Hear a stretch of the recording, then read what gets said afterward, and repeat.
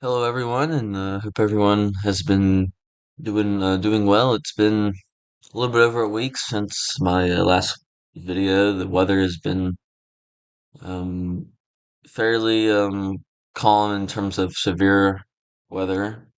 Um, Down south, it's been southeast. It's been um, pretty sunny down here for the most part. Some afternoon storms. Um, Occasionally across the area, Ohio Valley. It's been also fairly cloudy, rainy. Recently, with some sun kind of creeping in, but yeah, it's been a fairly quiet past week with severe weather across the two main areas I focus, but that has changed today and for tomorrow across the Carolinas and the Southeast here. So. I am going to be talking about today and tomorrow in this video, as tomorrow is the more significant threat. Today is um, more of a just cluster event here. Um, but today also has, I think, a nice microburst threat, really across central South Carolina down through um, coastal Georgia here, south of Savannah. Um, But yeah, this is the slight risk today, including Jacksonville, Florida, all the way up to really up through Myrtle Beach, South Carolina here.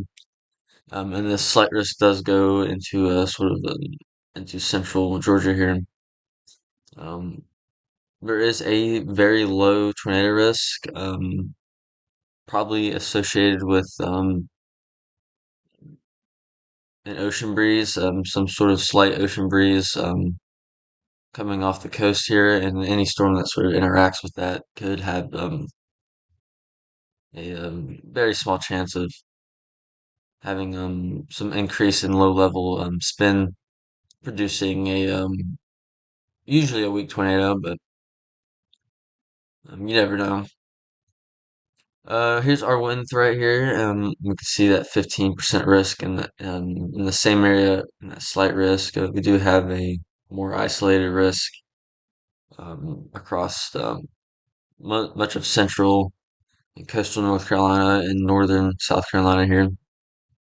But that 15% does exist for the same areas in that slight risk. And then here's the hail. The hail risk today is not going to be great. Not going to be great at all, but there is a isolated risk for maybe a quarter-sized hail report across the region today. More larger hail across Texas, which is fairly common. So that is today's risk. And I'm just going to just quickly sort of go over today here. And this is the current satellite image. And we can see over our risk area, we can see some partial clearing, some clouds in the area, destabilizing the atmosphere. Um, Even more additional 2 to 3 hours of potential sunlight would really help the severe threat. And we can see at least another hour or so of sunlight possible for the risk area. So here's our current radar. We can see this just rainy mess really across the deep south, some convection within it here. But yeah, this is the sort of energy that's going to move across the area this afternoon and this evening in the Carolinas and southeastern Georgia. So I do want to also look at some surface observations here real quick. Across our just the area here, we have really just low 80s across much of the area with dew points in the mid and low 70s.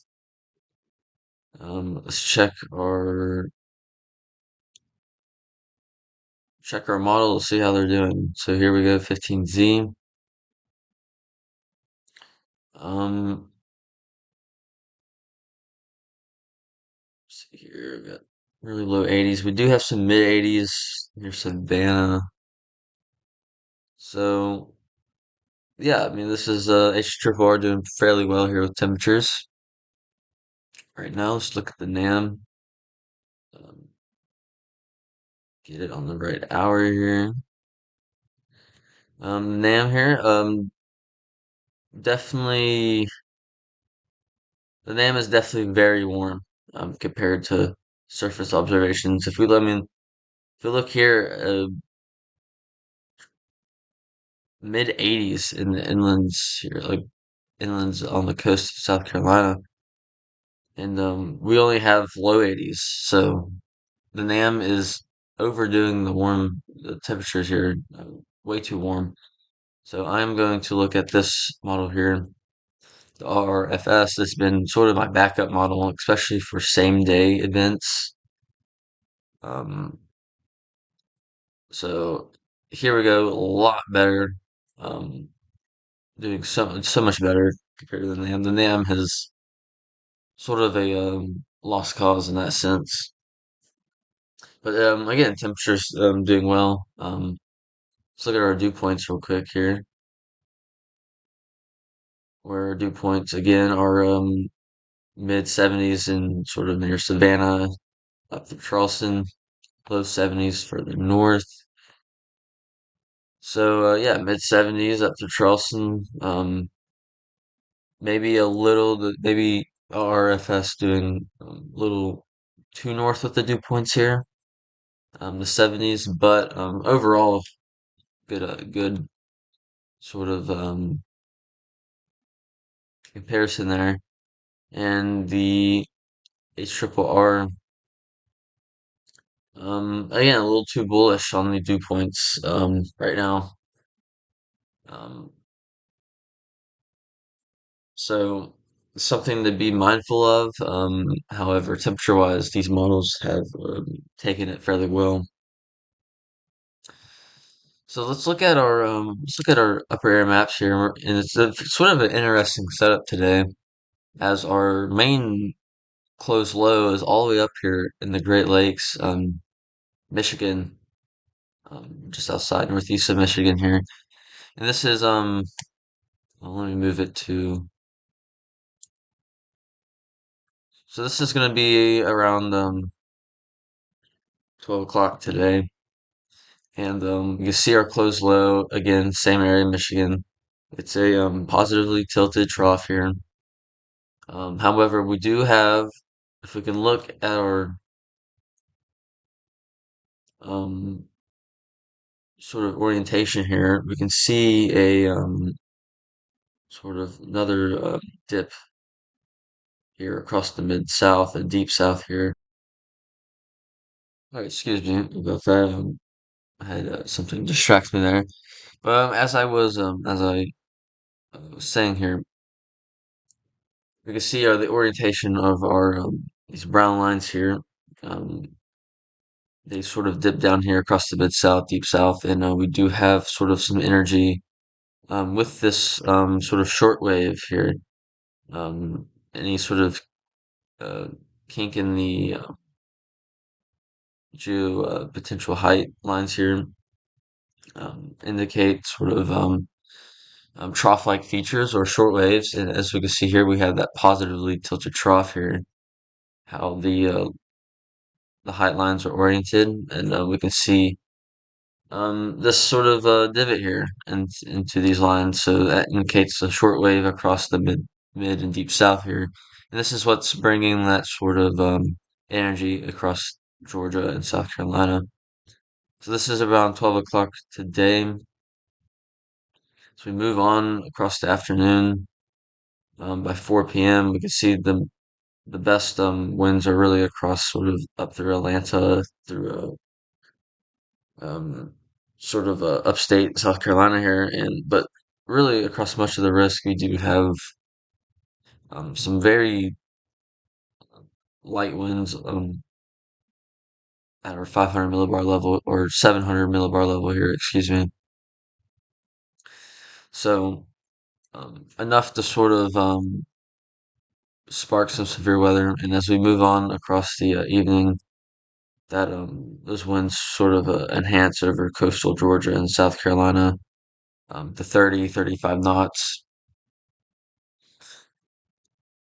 Again, sort of supporting the nice thermodynamics that will be in place across the area that will be supporting that, and the low sort of winds with this um, shortwave doesn't really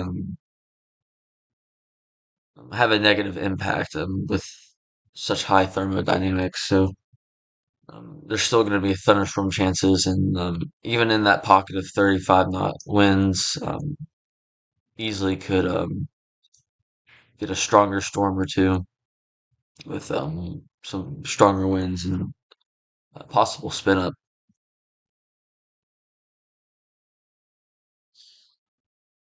So next, I do want to look at our 500 millibar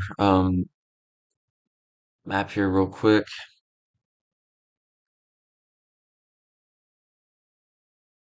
If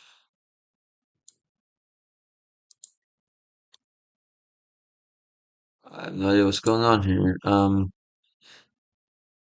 I'll use this here. I'm sorry about that. What's going on? All right. So this is H triple R here. 500 millibar winds, and we can see our piece of energy here across the deep south, and this is what's going to be triggering our severe weather today across coastal Georgia, South Carolina, and up into the central regions. But this is what's going to be causing sort of that energy um, boost and lift boost with our thunderstorms here. And as we move on across the evening, that does move across that risk area. So that is going to be one of the key plays in today's setup here. Um, Definitely a more clustered event here. I do want to also show you um, the downdraft cape here, and this often indicates um, microburst potential. And as let me move here, and this is roughly about 4 hours in advance. So this is probably around 2 to 3 p.m. here. And before convection really starts to pop up, we can see our downdraft capes, 800, 900 along the coast of South Carolina and Georgia, that red line. And there we go. And that's going to be supportive of very heavy rainfall in some of these storms, um, and potential for a microburst and extremely heavy winds within those microbursts. So that's going to be one of the main severe risks. The more moderate, I would say, severe risk of today, but really you're just potential flooding, small hail, and your 60 to 65 mile per hour wind gusts is possible today. Um, so that is sort of today's setup. I can sort of show you what the radar will look like throughout today, and by 2 o'clock, we can start to see convection sort of pop up around the coastal regions of South Carolina and Georgia. Um, and as we move on across the afternoon, that starts to fill up, and we can see some slight hail cores in some of these storms, but nothing really significant. Here's a sounding in southern South Carolina. We can see sufficient CAPE 3000 surface base CAPE. We have over 2000 mixed layer CAPE. Our 3 CAPE is over 200, meaning or updrafts are going to be supportive of growing in height, which means um, hail risk and your possible sort of surface-based increase in vorticity, which could also increase a potential spin up in the strongest storm. Our precipitable water here is 1.9 essentially, and that's pretty high, and that's also going to be um, an indicator of the heavy rains. And we can see our downdraft cape here, our DCAPE 750, um, also fairly high. On surface, the 3K lapse rates are fairly good as well. But where we're lacking is our shear values. We have, even with that energy coming in, that, that wind, um, shortwave wind energy coming in, it's still not going to be impressive at all. But early afternoon, we can see some turning, of course, but winds very light. Um, so just a sort of for normal summer severe risk. And as we move on across the evening here, 6, 7 o'clock, we can see some clustering really begin to take place. Coastal Georgia up through coastal South Carolina. It's going to be a very stormy afternoon and evening across the area.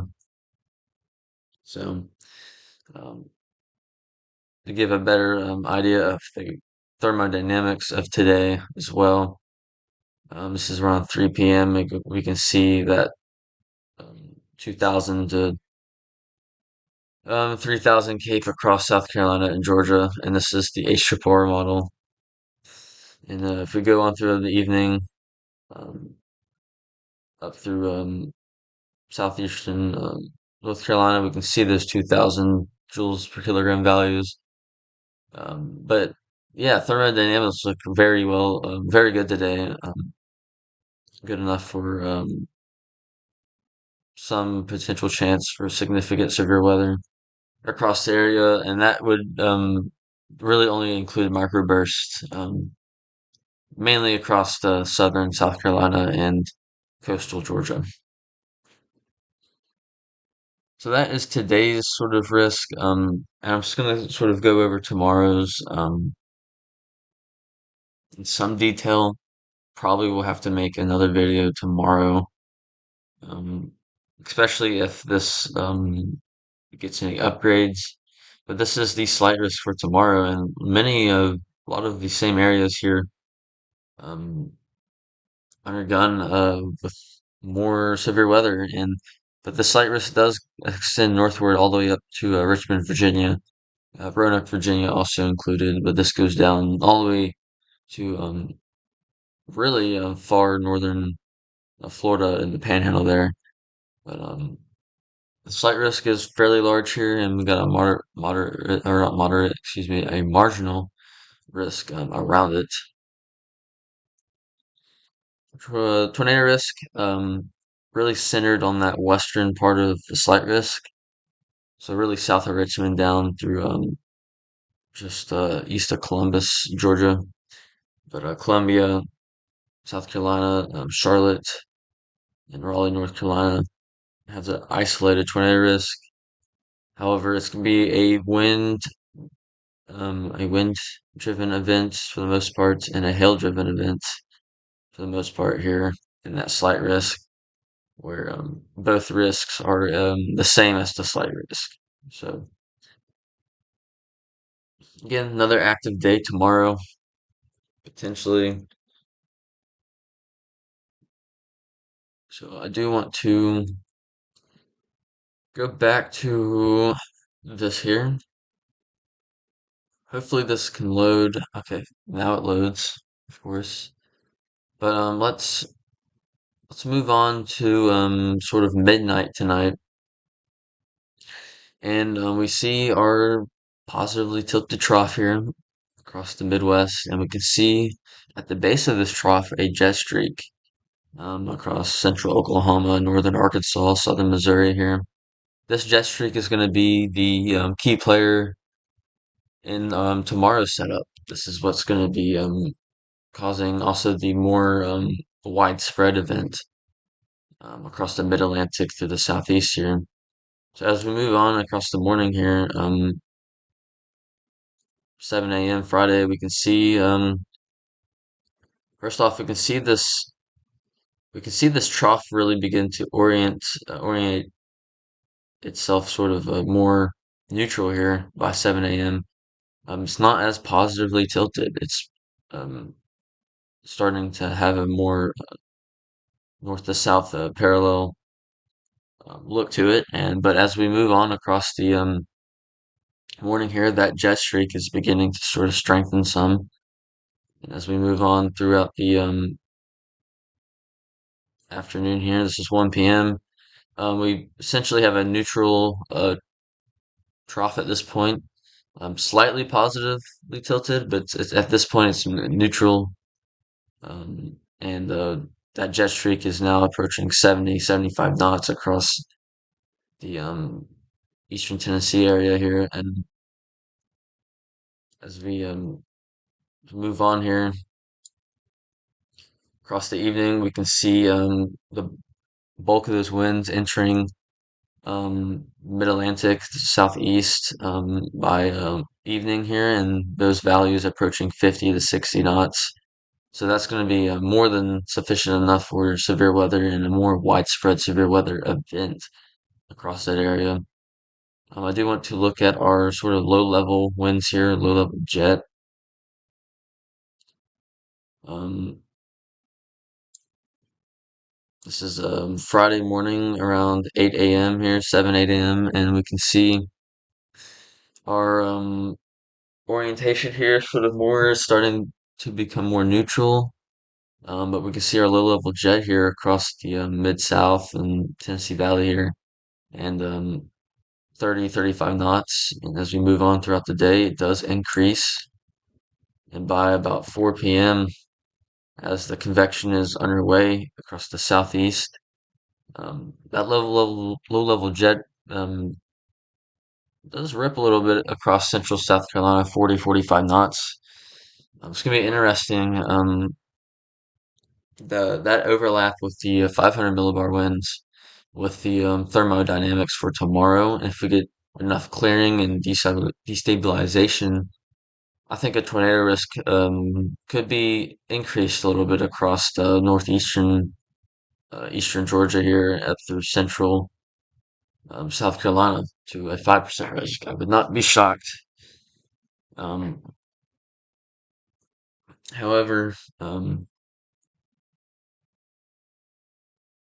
what I can see now, this is a nice little streak of 850 millibar winds over that southern portion of the slight risk.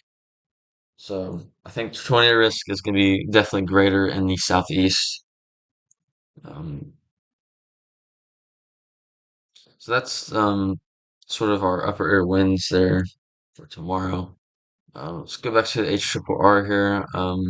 We're going to look at our um, yeah, let's look at our surface based CAPE here. Be good.